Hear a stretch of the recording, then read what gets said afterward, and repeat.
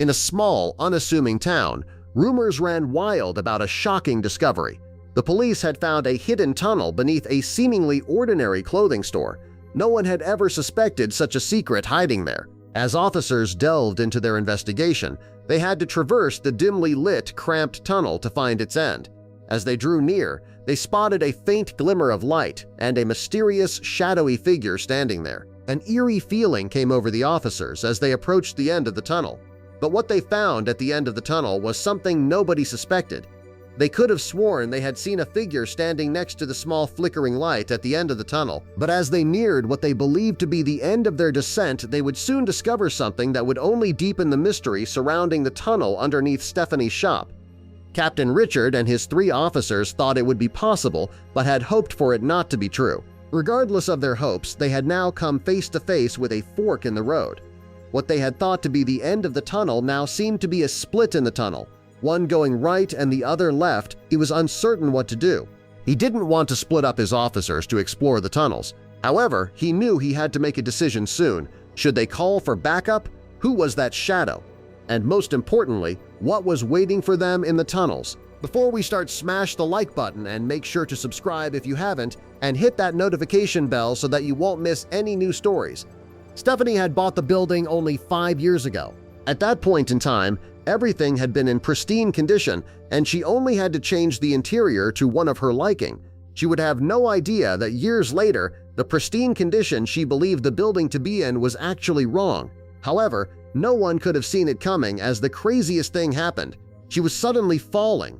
There had been a small earthquake, nothing more than a slight shake in the small town, but as Stephanie was restocking her things, the floor seemed to give out from underneath her. Fearing for her life, she screamed as she fell. Luckily, it wasn't a long fall, as she hit the ground shortly after that. Nevertheless, as she looked around herself, she couldn't believe what she was seeing. What was this? Stephanie knew she had to call the police. They had to inspect what had uncovered itself.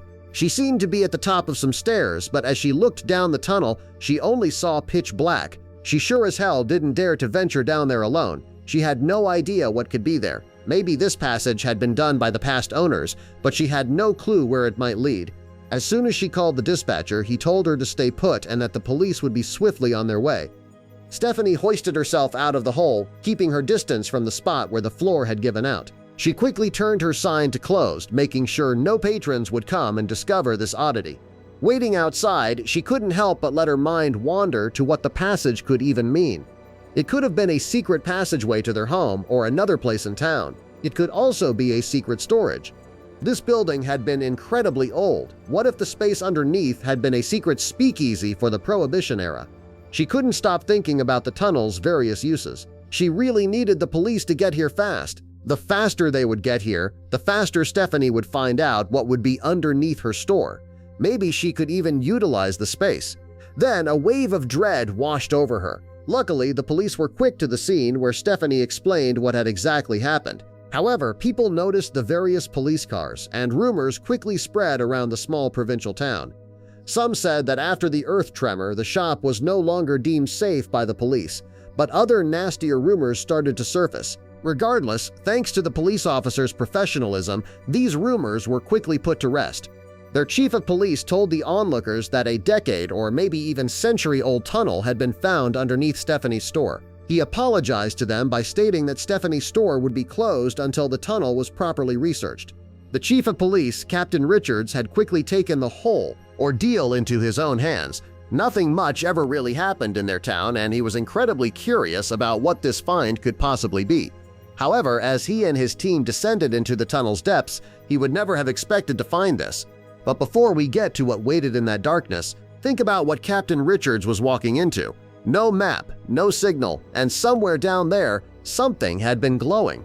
Structural engineers cleared the tunnel first. Only then did Richards and his team descend. Flashlights in hand, the cool, damp air pressing in around them, brick walls slick with moss closing in on every side. The silence was total, broken only by the echo of their footsteps and the occasional drip of water somewhere far below. Every breath felt heavier than the last, until the silence broke. 5 minutes in, a faint flickering light appeared in the distance. The officers exchanged glances. Nobody spoke. Their steps slowed, became deliberate, and next to that light, a shadow, still upright, watching. Richards identified himself and ordered it not to move, and then in the blink of an eye it was gone, just like that. What they found in its place was stranger than any person, a reflective metallic object nailed directly into the tunnel wall, old, engraved, cold to the touch. Richards pocketed it, and ahead of it, the tunnel forked in two directions with no indication of how far either path went. Here's where it gets truly unbelievable. Richards raised his radio. Static, nothing but static. The tunnel's ancient walls had cut them off from the outside world entirely. No backup, no communication. 4 officers standing at a fork in the dark with no idea what lay down either path or how many more forks waited beyond. They made the only sensible call. They marked their position, barricaded the entrance, and went back up. But Richards wasn't done, not even close. Within days, Stephanie's little clothing store had become a war room. Geologists, archaeologists, historians, structural engineers, license plates from across the region filled the parking lot outside. Topographic maps covered every table. Ancient ledgers pulled from the deepest shelves of the town's oldest library confirmed what whispers had long suggested. This tunnel was real, it was centuries old, and it had been used deliberately and repeatedly. An elderly local, nearly 100 years old, appeared at the doorway and spoke of underground passages he had heard about as a child, secret meetings, shadowy figures. At the time, people had called him a storyteller. Now nobody was laughing. The records from the library were deliberately vague. They listed labor and materials but never revealed the purpose. Some letters hinted at wartime refuge. Others pointed towards smuggling routes. The full truth was still buried somewhere below. Then Richards pulled the metallic object from his pocket again, and an old photograph, unearthed among the historical documents, showed a town elder, proud, formal, staring into the camera, wearing the exact same medallion around his neck, same engravings, same symbols, the same geometric patterns that on closer inspection looked almost like a map of constellations. The team spent hours debating what it meant. Then Professor Green said something that stopped the room cold. What if it isn't symbolic at all? What if it physically does something? He was right. Armed with proper maps, full equipment, and a backup team maintaining contact from above, they went back down, this time taking the left fork.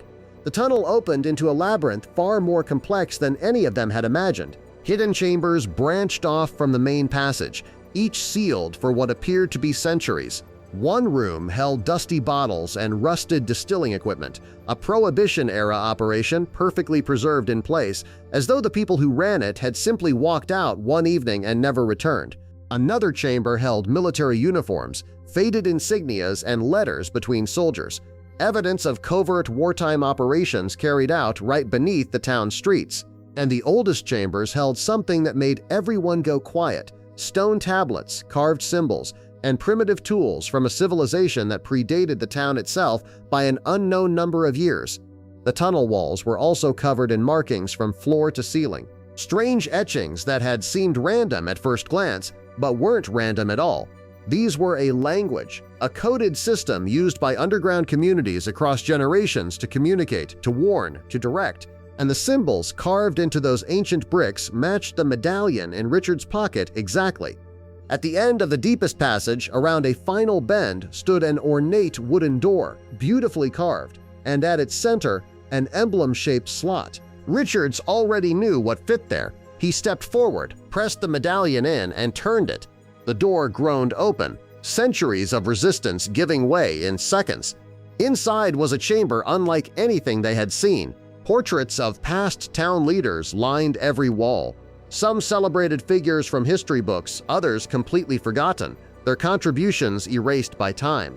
A grand wooden table dominated the center, surrounded by carved chairs worn smooth by decades of use.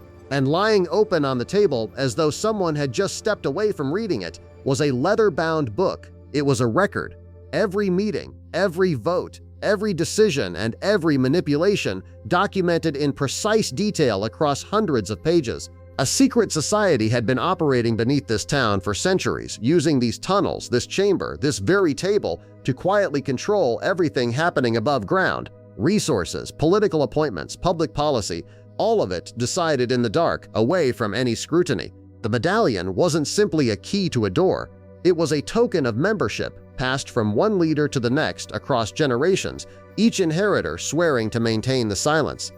The town had been governed by shadows, and now, for the first time, those shadows had names. Captain Richards brought it all to the surface. In a solemn public gathering, he laid out the truth. The society, the chamber, the book, the centuries of hidden influence. Shock moved through the crowd like a current. But what followed wasn't collapse, it was clarity. The discovery marked the end of an era of secrecy. The community pledged transparency. A new chapter opened, not written in private ledgers beneath the ground, but in plain sight in the open air where everyone could read it. The tunnel that had swallowed Stephanie whole on an ordinary Tuesday had given the entire town something it didn't know it was missing: the truth.